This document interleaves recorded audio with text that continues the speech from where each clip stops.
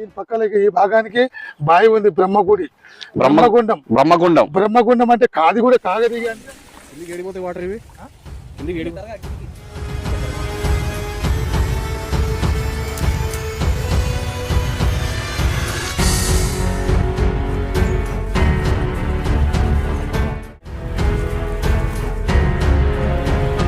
ఉంటారు. తప్ప చేసిన విగ్రహాలు ఉంటాయి, దానిలో శివుడు విగ్రహం ఉన్నది, నది ఉన్నది, అన్ని ఉంటాయి లోపల ఉన్నాయి, అన్ని ఉంటాయి. చూసిన మెట్లతో పోయి నీళ్ళు కూడా తేటగా ఉంటది.